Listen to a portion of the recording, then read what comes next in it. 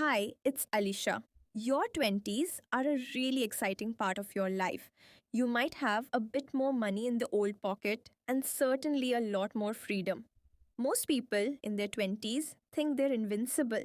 I know I certainly did. I think I was a bit, to be honest, but actually, the truth is, in your 20s, you're more vulnerable than ever. If someone makes a financial mistake at this point in their life, it will send shockwaves through their entire future. Each of these mistakes is very different. So it's really important you watch this video until the end. Otherwise, you could fall victim to one of them. So smash that like button. All right, done. Let's jump straight in. Number 1, it's not taking advantage of your free time now. In your early 20s, you are incredibly rich. In one way, you've got bundles and bundles of time. You can do so many things to turn your spare time into cash. And if all you're doing is wasting your time, then all that potential income is just slipping through your fingers. This is also the ideal time to invest in yourself and build your skills. I used to use my spare time in my 20 sketching model planes, and this has led me to have in the manufactured and selling them all around the world. In fact, one of my biggest designs is the biggest selling RC aircraft in the UK. The original design for this was sketched in a classroom while I was being bored by the geography teacher. I remember, Mr. Willard. So, developing those skills from an early age who served me very well. Number 2, trying to keep up with your friends. Everyone has that one friend that always seems to have the nicer car, the nicer house, and sometimes the hotter partner. Let me tell you a secret, alright. The majority of people are faking it anyway. As of 2020, the average American household had a credit card debt of over $5,700. This is astonishing, as it means the French are actually trying to keep up with our probably more in debt than you are having access to so much. Easy credit allows people to rewrite reality at the end of the day. Friends that need impressing are not true friends. Real friends are the people that love you, no matter what, they stick by you through your troubles and are there for you when you need them. They are the people who couldn't care less what you spend your money on. Number 3, over drinking and partying when you're out drinking. It's easy to get caught up in the moment and spend a lot more money than you usually would. Now, this is most people's kryptonite. It's one of the things that keeps many people broke and, of course, unable then to invest. I'm not saying that going out and enjoying yourself is wrong, as you have to do what makes you happy. The key takeaway from this is everything is great, but in moderation. You may think the save and a few dollars here and there won't make a difference. But your dollar is worth so much more when you're younger by invest in it instead of spending on something you really didn't want anyway. It's gonna be worth dramatically more in 20 years' time. Number 4 is putting off retirement investing. When you're in your 20s, retirement seems like a lifetime away. Many people put off investing in their retirement until they're about 45 or 50 years of age. Because of many excuses, they've got a mortgage to pay, they've got a college fund to save for, and of course, there's holidays. These lost years can cost you very dear. So, let me explain. If you invested $100 a month for 30 years at 7% annual return, you would have $116,945 set aside in your retirement fund. And this can continue to grow until the point you decide to retire. But if you put off investing in your retirement, let's say 10 years, and you start investing in the same amount for a 20-year period, wait for it, you're only going to have $50,000 in your retirement fund. Yes, it can grow, but you're starting from such a low base. Just $50,000 is a huge amount of money just to lose. And the reality is, $50,000 would have only cost you $12,000.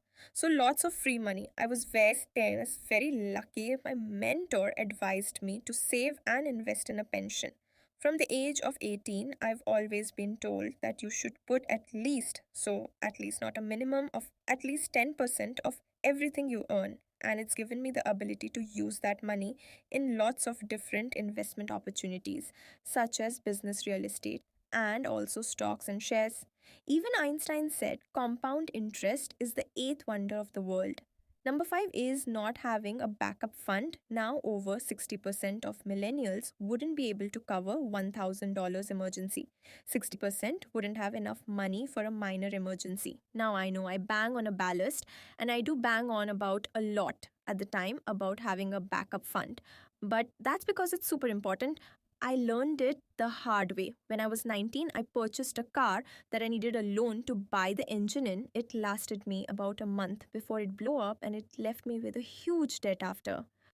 Put a new engine in the car because I purchased a car really I couldn't afford. This led me into a cycle of debt that was hard to break free of. I made the decision to get clear of debt and I worked my ass off for a year with many, many different side hustles. I never wanted to be into that situation ever again. Number six is moving out of home too soon by slightly abusing your parents. Generosity. This is going to be the smartest move that you're ever going to make. It's also the best value accommodation you are ever going to get. And don't take it for granted. And when I was in my 20s, my number one goal was to move out of home into my own place. I just wanted to have the freedom without my parents being around. I fell in love with this beautiful apartment. Well, to be honest, it wasn't exactly beautiful, but it was perfect for me. As I walked in, it hit me that this could be mine. I started to imagine my big red couch in the front room, my desk, house parties, and ultimately how impressed my friends were gonna be. Before I knew it, my emotions had got the better of me. I signed up for a mortgage and I've moved out. You know what? I wasn't ready. I didn't have enough savings, and my apartment ended up losing a lot of money over the next couple of months.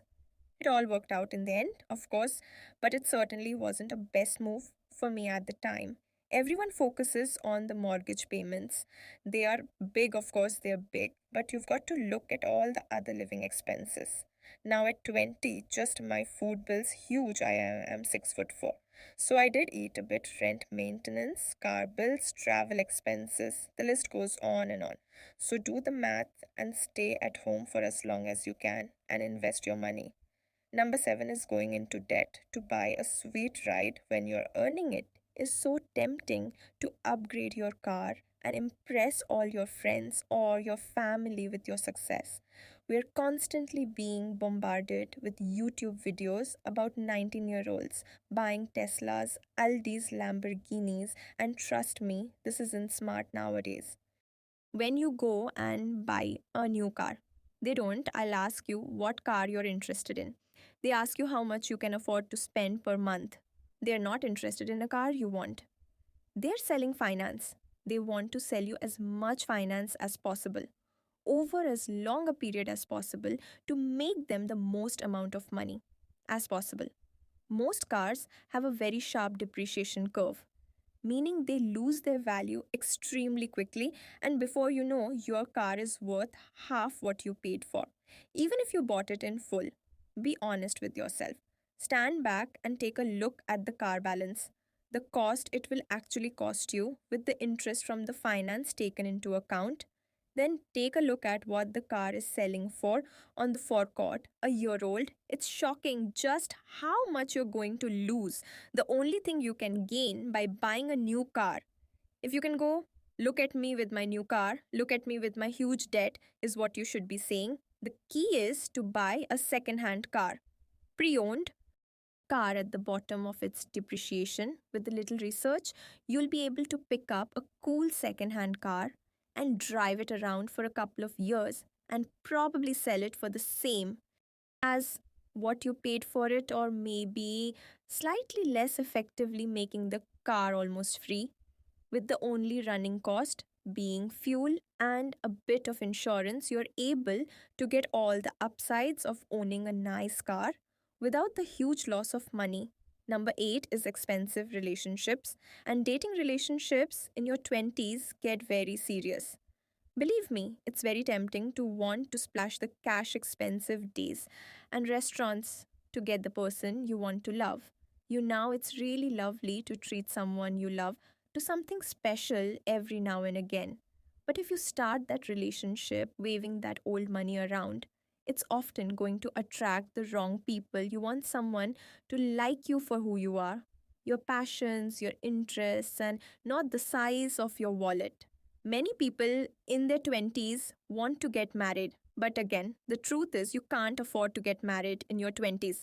It took me around about 16 years from when I first met my true love to actually physically getting married. And the reason was is because we had a set idea of what we wanted the day to be, and obviously if we're to cut corners on that day, that memory would never have been what it is. And I can still remember that day today, and people still comment on what a great day they had. So it's worth doing it later because you've got more money to use to make that day great. The big takeout from this is live within your means and invest in your future. So I'm going to leave some videos there, but don't click on them just yet. If you want to learn more about growing your wealth while you're young, then make sure to subscribe to the channel. Bring that old bell to keep up to date. So thanks again for watching, and I'll see you in the next video.